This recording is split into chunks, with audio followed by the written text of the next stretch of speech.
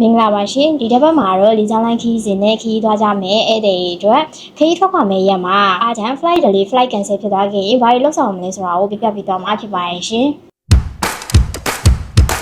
airline ဘက်ကအာဂျန် flight delay flight cancel ဖြစ်လာရင်ဘာတွေလုပ်ဆောင်အောင်လဲ airline ကောင်တာကိုဆက်သွယ်ပါ airline ရဲ့ချက်ရင်ကောင်တာသို့မဟုတ် call center ကိုဆက်သွယ်ဖို့လိုပါမယ်နော် update flight time new foreign bus သို့မဟုတ်အခြားသော connection flight ရှိမရှိကိုစုံစမ်းရပါမယ် reference service တွေကိုမေးပါအချိန်ကြာကြာသို့မဟုတ်တရက်လောက် delay ဖြစ်ခဲ့ရင်တချို့သောလေကြောင်းလိုင်းတွေကမီးစားပြီး hotel accommodation နဲ့ transportation စတာတွေကိုစားပေးပေးတတ်ပါတယ် international ဆက်တာအချို့မှာဆိုရင်တော့ airline policy ရ date change ဒါမှမဟုတ် full refund ပြန်ပေးတတ်တာမျိုးတွေရှိတတ်ပါတယ်ဒါကြောင့်လေကြောင်းလိုင်းအနေနဲ့ဘယ်လိုမျိုးဆက်လက်ဆောင်ရွက်ပေးနိုင်မလဲဆိုတာကိုမေးမြန်းကြည့်ပါ alternative option တွေကိုရှာပါအချိန်မီခရီးဆက်နိုင်မှုအတွက်အခြားသော connection ရှိတဲ့ flight တွေကို rebook ပြန်ပြောင်းပေးတတ်တာမျိုးတွေရှိတတ်တာမို့လို့ကိုယ်တိုင်ရှာဖွေပြီးလေကြောင်းလိုင်းနဲ့ညှိနှိုင်းကြည့်ပါ patient and safety flight delay ဖြစ်သွားတာမျိုး flight cancel ဖြစ်သွားတာမျိုးတွေကရာသီဥတုနဲ့အခြားသောအကြောင်းအရာမျိုးမျိုးကြောင့်ဖြစ်နိုင်ပါတယ်ဒါပေမဲ့ခရီးသည်တွေအတွက် safety ကအဓိကမို့လို့ခရီးစဉ်အတွက်အကောင်းဆုံးဖြစ်မယ့်နည်းလမ်းတွေကိုလေကြောင်းလိုင်းနဲ့ညှိနှိုင်းပြီးတော့ဆွေးနွေးဖို့လိုပါမယ်နော်ဒီဗီဒီယိုလေးနဲ့အတူခရီးသွားဧည့်သည်များအနေနဲ့တာယာပြည့်ရွှင်မဲ့ကောင်းသောခရီးစဉ်လေးဖြစ်ပါစေလို့ဆုမွန်ကောင်းတောင်းပေးလိုက်ပါတယ်ရှင်ပြည်တွင်းပြည်ပ